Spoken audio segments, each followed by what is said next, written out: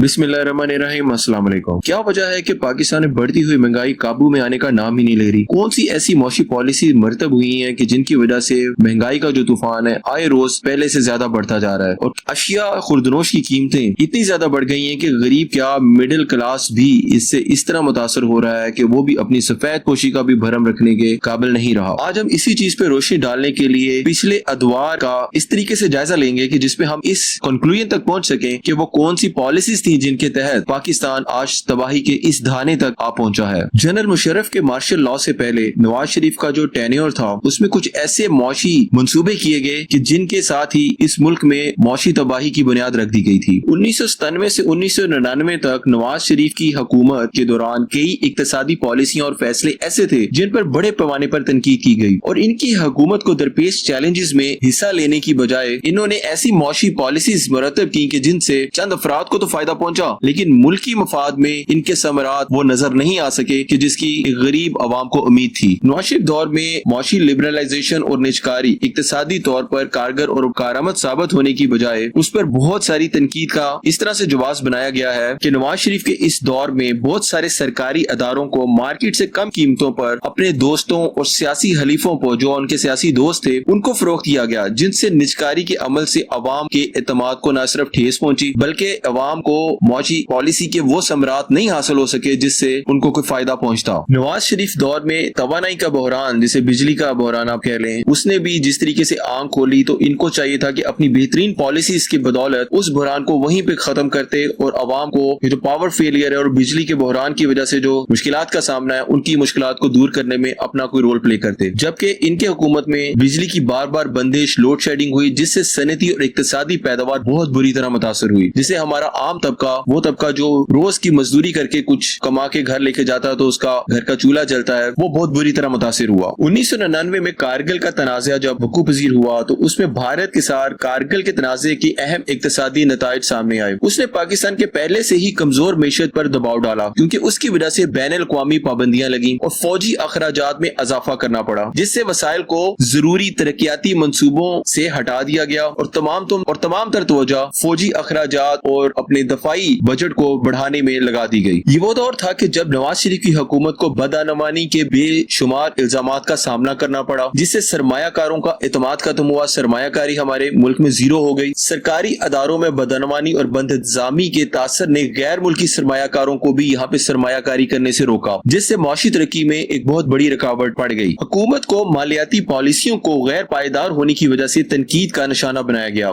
इसने मुल्की और बैनुल अक़वामी ज़राए से बहुत ज्यादा कर्ज लिया, जिसके नतीजे में बढ़ते हुए मालियाती खसारे और बैरूनी कर्जे के बोझ में बेपनाह इजाफा हुआ। मुल्क में बिगड़ता हुआ अमन और अमान भी सियासी अदम इस्तेकाम और बिगड़ते हुए अमन और अमान ने कारोबारी माहौल को नासाजगार बनाने में अहम किरदार अदा किया। सिक्योरिटी और सियासी इस्तेकाम के खदशात के बायस सरमायाकार पाकिस्तान में सरमायाकारी करने से गुरेजा थे और ऑब्वियसली जब इंटरनेशनल सरमायाकारी पाकिस्तान में नहीं आएगी तो पाकिस्तान में अनएम्प्लॉयमेंट होगी, बेरोजगारी में इजाफा होगा, लोगों को वो रोजगार के मौके और अपनी सलाहियतों को उजागर करने की वो ग्राउंड्स मुयसर नहीं आएंगी कि जिनसे वो तरक्की की रास्ते में खुद को सफर शुरू कर सकते हैं। और नवाज शरीफ की ज़ेरे क़यादत सिविलियन हुकूमत और फौज के दरमियान कशीदगी बढ़ गई, जिसके नतीजे में अक्टूबर 1999 में जनरल परवेज मुशर्रफ ने फौजी बगावत की। इस बगावत के नतीजे में मुल्की मौशी इस्तेकाम और जमहूरी इदारों को मजीद धचका लगा, जिससे ऑब्वियसली मौशी निजाम बुरी तरह मुतासर हुआ। 1998 में नवाज शरीफ हुकूमत ने जो जौहरी तजर्बे किए, जिसको एटमी धमाके कहते हैं, उसके बाद सूरत हाल मजीद खराब हो गई जब पाकिस्तान पर पाबंदी आयद कर दी गई। रिहायशी और गैर मुकीम पाकिस्तानियों के पास मौजूद 11 अरब डॉलर के गैर मुल्की करेंसी के ज़खायर मुंजमद होने से बैरूनी लिक्विडिटी खुश्क हो गई थी। एतमाद की कमी ने कारकुनों की तरसीलात, ज़र और गैर मुल्की सरमायाकारी और गैर मुल्की करेंसी के ज़खायर को बिल्कुल बुरी तरह मुतासर किया और अक्टूबर 1999 में फौजी हुकूमत के इक़्तिदार संभालने के बाद जब मुशर्रफ रजीम आई तो उसके बाद पाकिस्तान को इंटरनेशनल लेवल पे एक नई पाबंदियों का सामना करना पड़ा और दो तरफा और कसीर जहती सरकारी भाव मुअत्तल हो गया। पाकिस्तान के सॉवरियन क्रेडिट को सिलेक्टिव डिफॉल्ट कैटेगरी में तब्दील कर दिया गया और इसकी वजह से पाकिस्तान के मालियाती मंडियों तक रसाई के दरवाजे बंद कर दिए गए। इस मुशर्रफ के टेक ओवर की वजह से मुल्क को अगले 5 सालों के लिए 2.5 बिलियन डॉलर से 3 बिलियन डॉलर की बैरूनी वसूलियों और अदायगियों के दरमियान जो फर्क था उसका सामना करना पड़ा, जिससे हमारी मैशत बहुत बुरी तरह मुतासिर हुई थी। इन सब यके बाद दीगरे मुसीबतों के बाद पाकिस्तान के पास सिर्फ एक IMF का ही दरवाजा دروازہ بچا تھا کہ جس کو کھٹکھٹا کے آپ قرض کی خطیر رقم حاصل کر کے اپنے ملکی نظام کو چلانے کے لائق ہو سکیں۔ یہ سب بتانے کا مقصد یہ ہے کہ ایک جمہوری حکومت کو ٹوپل ڈاؤن کرنا، اس کا تختہ الٹنا اور ایک ملٹری ڈکٹیٹر کو ٹیک اوور کرنا اس ملک کے لیے کتنا مہنگا پڑتا ہے، اور اس کی معیشت کا کس طریقے سے کباڑا ہوتا ہے، اور اس کے گراس روٹ لیول پہ اس کے ایک مزدور طبقے کے لیے 2 وقت کی روٹی کے حصول مشکل سے مشکل تر ہو جاتا ہے، یہ بتانا آپ کو مقصود ہے۔ اس کے بعد پاکستان نے 2000 میں IMF کے ساتھ 9 ماہ کی مدت کے لیے اسٹینڈ بائی انتظام کیا، جس کے بعد 3 سال کی غربت میں کمی اور تھوڑی بہت معاشی استحکام کی سہولت دی گئی۔ پاکستان کی تاریخ میں پہلی بار IMF اپنے تمام جائزہ کامیابی سے مکمل کرنے میں کامیاب رہا اور تمام قسطیں وقت پہ جاری کی گئی۔ مشرف رژیم کا یہ ایک چھوٹی سی کامیابی کہہ لیں یا اس کی ایک صلاحیت کا چھوٹا سا ایک نمونہ تھا کہ بین الاقوامی مالیاتی اداروں کے مقابلے میں پاکستان کی ساکھ بحال ہونا ایک خوش آئند کام تھا، جس نے پیرس کلب پر واجب الادا پاکستان کے بیرونی قرضوں کو دوبارہ پروفائلنگ کا مرحلہ طے کیا۔ 2 طرفہ قرضوں کو اس ری پروفائلنگ کے نتیجے میں بیرونی قرضوں اور واجبات میں کمی واقع ہوئی۔ زر مبادلہ کی کمائی کا 125% سے 224% اور قرض کی خدمت 26% سے 9% ہو گئی، جس سے ایک طویل مدت کے لیے سالانہ $1 بلین کی بچت ہوئی، جو کسی حد تک پاکستان کی معیشت کے لیے خوش آئند تھا۔ آصف علی زرداری نے 2008 سے 2013 تک پاکستان کے صدر کی حیثیت سے اپنی خدمات انجام دی، جبکہ صدر زرداری اپنے دور صدارت میں حکومت کے سربراہ وزیر اعظم تو نہیں تھے، لیکن انہوں نے اس عرصے میں پاکستان کی معاشی پالیسیوں کی تشکیل میں نمایاں کردار ادا کیا۔ ان کے دور حکومت میں پاکستان کے درپیش کئی معاشی چیلنجز تھے جن کا انہیں سامنا تھا۔ پاکستان ایک ایسا ملک تھا کہ جس کے اوپر بحران اور مشکلات نے ڈیرا ڈال رکھا تھا۔ ایسی حالت میں کسی نا تجربہ کار اور نا اہل شخص کے حوالے ملک کو کر دینا بالکل ایسا ہی تھا کہ جس طرح آپ نے اپنے ملک کے ساتھ وہ کھلواڑ کیا کہ جس کا ازالہ آنے والے کئی سالوں تک نہیں کیا جا سکے گا۔ یہی 2008 میں اس وقت ہوا جب صدر زرداری پاکستان کے کرتا دھرتا کے طور پر کل سیاہ و سفید کا مالک بن کے پاکستان کی سب سے بڑی طاقتور کرسی پر براجمان ہو گیا۔ صدر زرداری کے دور میں پاکستان کا توانائی بحران بدستور سنگین ہوتا چلا گیا۔ بجلی کی بار بار بندش اور لوڈ شیڈنگ نے صنعتی اور معاشی پیداواری صلاحیتوں کو بری طرح متاثر کیا۔ حکومت اس مسئلے کو مؤثر طریقے سے حل کرنے کی بجائے دوسری طرف اپنی توجہ زیادہ مرکوز کی، جس میں کرپشن، اقرا پروری، بد امنی اور نالائکی کے وہ سارے ریکارڈ جو اس نے اس حکومت میں توڑے، یہ ہم سب کو پتا ہے۔ صدر زرداری کے دور حکومت میں بدعنوانی، کرپشن کے الزامات بے پناہ تھے، جس سے عوام کا اعتماد اور سرمایہ کاروں کا اعتماد بالکل ختم ہو گیا۔ اس کے دور میں بدعنوانی اور کرپشن کو وسیع پیمانے پر دیکھا گیا اور اس تصور نے غیر ملکی سرمایہ کاری کو روکا اور اقتصادی ترقی تقریباً رک کے رہ گئی تھی۔ صدر زرداری کی ناپختہ اور نا تجربہ کار ٹیم نے پاکستان کے ساتھ وہ کھلواڑ کیا کہ ایک طرف تو پاکستان کی مالیاتی صورتحال بہت زیادہ چیلنجنگ رہی، حکومت کے پاس بجٹ خسارے کو چلانے کی ایک تاریخ تھی جو اس کو دی گئی تھی، اور بیرونی قرضوں میں مسلسل اضافہ ہوتا جا رہا تھا دوسری طرف، جس کی وجہ سے ملک کے مالیاتی پالیسیوں کی پائیداری کے بارے میں بہت سارے خدشات اور سوالات اٹھنے لگے، جس نے انٹرنیشنل لیول پر سرمایہ کاری کو تقریباً بلاک کر کے رکھ دیا تھا۔ سیکیورٹی خدشات اور آئے دن کوئی نہ کوئی ایسا حادثہ ہو جانا کہ جس سے ملک کے امن و امان پہ ایک بہت بڑا کوسچن مارک تھا، اس نے ملک کی معیشت کی بری طریقے سے کمر توڑ دی۔ اس کی وجہ سے نہ صرف انسانی جانوں کا ضیاع ہوتا تھا بلکہ اقتصادی ترقی اور غیر ملکی سرمایہ کاری میں بھی بہت بڑی رکاوٹ ڈال دی۔ اس کے گندے ترین دور میں پاکستان میں پبلک سیکٹر کو اکثر نااہلی اور اصلاحات کے فقدان کی وجہ سے نہایت تنقید کا نشانہ بنایا جاتا تھا۔ بیوروکریٹک رکاوٹوں اور صرفیتوں نے غیر ملکی سرمایہ کاری کو روکا اور معاشی ترقی میں ایک سنگین دراڑ ڈال دی۔ سال 2013 میں ہمارے دوسرے ملک کے سدا بار بادشاہ نواز شریف کا دور دوبارہ شروع ہوتا ہے اور ان کی اس دور میں بدعنوانی اور بیڈ گورننس کے مسائل کے مختلف الزامات کی وسیع بھرمار کا سامنا کرنا پڑا ان کو، جس میں سے ایک سب سے بڑا تنازع 2016 میں پیناما پیپرز کے لیک ہونے کا تھا۔ ان پیپرز میں لیک ہونے والی دستاویزات میں نواز شریف کے خاندان کے افراد کی ملکیتی آف شور کمپنیز اور جائیداد کا انکشاف ہوا، جس میں لندن میں لگژری اپارٹمنٹس بھی شامل ہیں۔ ان انکشافات نے اثاثوں کو حاصل کرنے کی استعمال ہونے والی دولت کے ذرائع پر سوالات اٹھائے اور ان پر کرپشن اور منی لانڈرنگ کے سنگین الزامات لگے جو کہ سچ ثابت ہوئے بعد میں۔ اسی وجہ سے جولائی 2017 میں سپریم کورٹ آف پاکستان نے نواز شریف کو عوامی عہدہ رکھنے کے لیے نااہل قرار دے دیا۔ عدالت کا یہ فیصلہ لندن کی جائیدادوں کی خریداری کے لیے استعمال ہونے والے فنڈز کے ذرائع کی وضاحت کرنے میں ناکامی پر مبنی تھا، جیسا کہ پیناما پیپرز میں انکشاف کیا گیا تھا۔ اس نااہلی کو ان کے سیاسی کیریئر کے لیے ایک بہت بڑا دھچکا سمجھا گیا، جو کہ میں سمجھتا ہوں کہ ہونا بھی چاہیے تھا۔ اس قسم کے نااہل شخص کو تو کسی سرکاری ڈپارٹمنٹ میں ایک کلرک بھرتی نہیں کیا کیا جا سکتا ہمارے پاکستان جیسے سینسیٹیو ملک میں، اور ہم اس کو وزیر اعظم کا عہدہ دینے میں بالکل بھی دیر نہیں کرتے۔ نواز شریف کے دور حکومت کا ایک سب سے بڑا سیٹ بیک اور تکلیف دہ عمل یہ ہوتا تھا کہ نواز شریف کی یہ عادت رہی ہے کہ وہ اپنے دور حکومت میں اپنے قریبی ساتھیوں اور دوستوں کو نوازتا ہے، اور وہ پھر چاہے بہترین پاورفل کوئی عہدہ ہو یا کرپشن کے سورسز اس طرح کے فراہم کرتا ہے کہ جس پہ ان کو کک بیکس اور بہت بڑے بڑے پروفیٹیبل پروجیکٹس دیے جاتے ہیں جس میں ملکی معیشت کا پٹھا بیٹھ جاتا ہے، لیکن ان کی اپنی پرسنل جائیدادیں بہت تیزی سے اسکیلیٹ کرتی ہیں۔ یہ بے شک ایک نہایت سنگین عمل ہے جس سے ملک کی معیشت کبھی بھی پنپ نہیں پاتی، اور ہمارے ملک کی ترقی نہ کرنے میں یہ عمل بہت اہمیت کا حامل ہے کہ جس کی وجہ سے ہمارے گراس روٹ لیول پہ بیٹھے غریب شخص کو آج تک اس کا حق نہیں ادا کیا گیا۔ اس کی جیب سے ٹیکسز کی صورت میں پیسے تو نکالے گئے ہیں، لیکن اس کا چولہا جلانے کے لیے، اس کے گھر کے کچن کو چلانے کے لیے 2 وقت کی روٹی اس کو میسر آئے یا نہ آئے، ان بادشاہوں والی سوچ کے حامل بااختیار لوگوں کو کوئی سروکار نہیں ہے۔ یہی وجہ تھی کہ نواز شریف دور میں اس قسم کی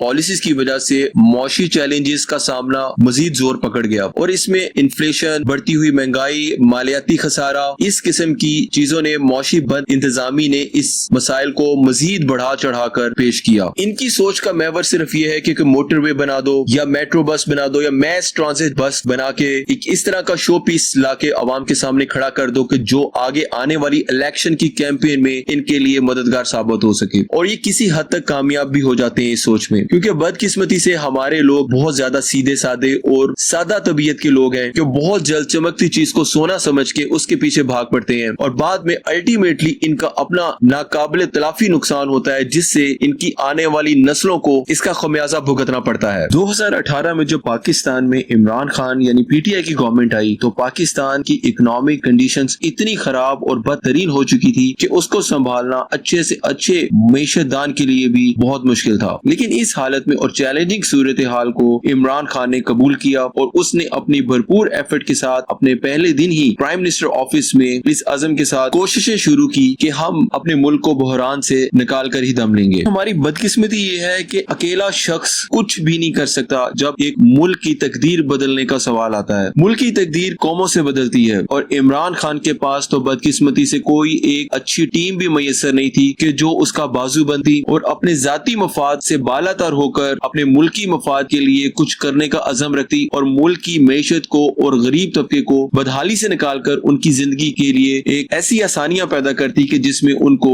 زندگی کی تمام ضروریات میسر آ سکیں۔ ہماری دوسری بڑی بدقسمتی یہ تھی کہ عمران خان جیسا سچا اور ایماندار لیڈر جب پاکستان کی وزارت عظمیٰ کی کرسی پر بیٹھتا ہے تو اس کو ایک اتنی ویک پرائم منسٹرشپ دی جاتی ہے کہ صرف 2 یا 3 ایم این ایز تھے جن کے اوپر اس کی پرائم منسٹرشپ بچی ہوئی تھی۔ اگر وہ 2-3 ایم این اے آگے پیچھے دائیں بائیں ہو جاتے جس کی سٹرنگز جن کے ہاتھ میں تھی ہم اور آپ یہ اچھی طرح جانتے ہیں، تو عمران خان بھی اپنی پرائم منسٹرشپ کھو دیتا۔ تو اتنے کمزور پوزیشن میں عمران خان اپنی وزارت عظمیٰ کو چلا رہا تھا، اور اس کے ساتھ ساتھ اس کو تمام معاشی بحرانوں سے بھی نکلنا تھا۔ اس نے عوام کے لیے کچھ ایسے اقدامات بھی کرنے تھے جس کا فائدہ براہ راست غریب طبقے کو ہوتا، کیونکہ اس کی سوچ کا محور صرف پاکستان کی غریب عوام تھی۔ ایسی صورتحال میں ایک ایماندار شخص کے لیے کام کرنا اور زیادہ مشکل ہو جاتا ہے کہ اس کو ایک اسائنمنٹ بھی مشکل دی گئی ہے، اور اس اسائنمنٹ کو پورا کرنے کے لیے بھی اس کے راستے میں رکاوٹیں ڈالی جا رہی ہیں۔ باوجود اس کے پی ٹی آئی کی حکومت نے اپنے دور میں جو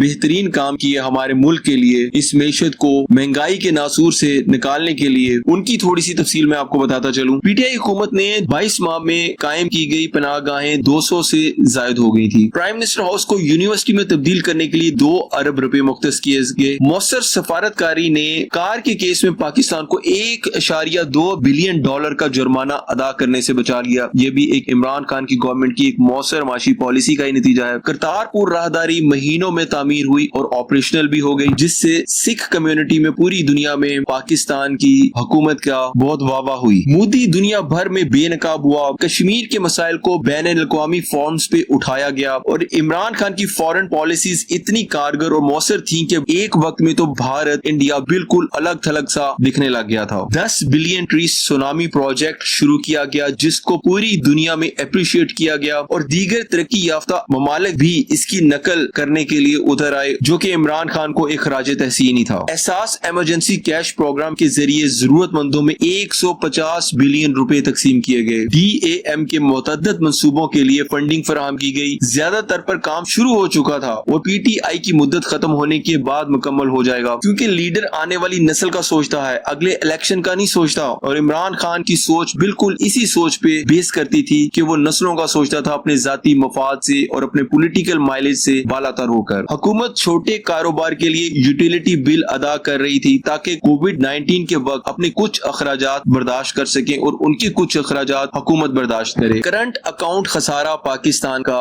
عمران خان کی گورنمنٹ کے پہلے 22 ماہ کے اندر $20 بلین سے کم ہو کر صرف $3 بلین رہ گیا تھا۔ اسٹیٹ بینک کے ذخائر پہلے 22 ماہ کی بات میں کر رہا ہوں 9.7 بلین سے بڑھ کر 12.3 بلین تک جا چکے تھے۔ آزاد کشمیر کے 1.2 ملین خاندانوں کو سالانہ 10 لاکھ روپے کی انشورنس کوریج کے ساتھ صحت سہولت کارڈ دیا گیا۔ کووڈ-19 کے آنے سے پہلے ٹیکس کی وصولی میں 17% کی شرح سے اضافہ ہو رہا تھا اور لاکھوں نئے فائلرز ایسے تھے جنہوں نے FBR میں اپنی رجسٹریشن کرائی اور وہ ٹیکسز دینے کے لیے حکومت کو اس طرح آمادہ ہو گئے تھے کہ جیسے ان کو یہ بات کا پورا یقین تھا کہ ہمارا دیا گیا ٹیکس ہمارے ملک اور عوام کی فلاح و بہبود پہ ہی خرچ ہوگا، کیونکہ اوپر جو شخص وزارت عظمیٰ کی کرسی میں بیٹھا ہے وہ ایماندار ہے اور اپنے ذاتی مفاد سے بالا تر ہو کے سوچتا ہے۔ کووڈ-19 کو ہی لے لیجئے کہ جس طریقے سے عمران خان کی ایک بہترین پالیسیز نے کووڈ-19 کو جس طرح کیٹر کیا ہے، پوری دنیا نے اس کو اپریشیٹ کیا۔ پاکستان میں فی ملین کیسز 1.275، دنیا بھر میں 901 اموات فی ملین، پاکستان میں فی ملین 68.3 اموات۔ وزیر اعظم عمران خان جب امریکن پریزیڈنٹ ڈونلڈ ٹرمپ سے ملاقات کرتے ہیں تو مسئلہ کشمیر پر خاص زور دیتے ہیں اور اپنی بات چیت کا محور مسئلہ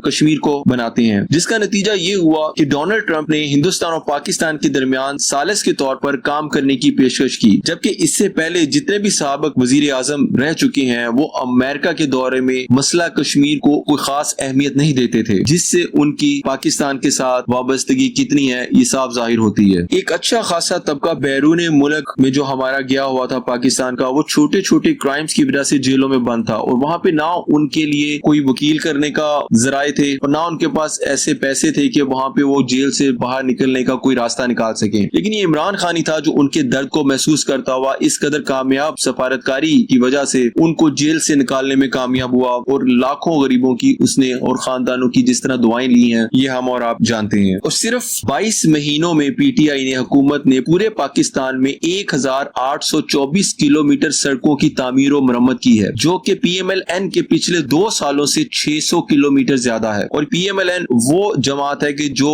ہر الیکشن روڈز، موٹر ویز، میٹروز ان کا ڈھنڈورا پیٹ کر جیتی ہے اور عوام کی سادگی کا عالم وہ ان کے اس بہکاوے میں آ کے ان کو ووٹ دے دیتے ہیں اور کچھ جال سازی میں بھی یہ ماہر ہیں، تو اس طریقے سے گورنمنٹ بناتے ہیں اور پاکستان کا کباڑا کرتے ہیں۔ کاروبار کرنے کے لحاظ سے اگر اعداد و شمار دیکھے جائیں تو 2018 میں پاکستان دنیا میں 147ویں نمبر پر آتا تھا، لیکن عمران خان کی کاوشوں سے اور انتھک محنت سے صرف 22 مہینوں کے عرصے میں پاکستان 147 سے 39 درجے پیچھے آ کے 108ویں نمبر پر آ گیا تھا، جس کا مطلب ہے کہ لوگوں کو کاروبار کرنے کے وسیع پیمانے میسر تھے اور ان کا اعتماد اس طرح سے بحال ہو رہا تھا کہ ان کو یقین تھا کہ ہمارے کاروبار پر مختص کی گئی رقم نہ تو ضائع ہوگی نہ تو اس میں کسی قسم کا نقصان ہوگا۔ آج کل جو انسرٹینٹی ہے وہ تو اس لائق ہے ہی نہیں کہ کاروبار کیا جا سکے، بلکہ پہلے سے منجھے ہوئے کاروبار اور بزنس مین جو اپنے کاروبار کے ساتھ یہاں پہ سال سے بیٹھے ہوئے ہیں وہ اپنا کاروبار بند کر کے ملک سے مائگریٹ کرنے کا سوچ رہے ہیں، جو کہ ہمارے لیے بہت بڑا لمحہ فکریہ ہے۔ عمران خان کی حکومت میں پہلے 22 ماہ میں حکومت نے تجارتی خسارہ $37 ارب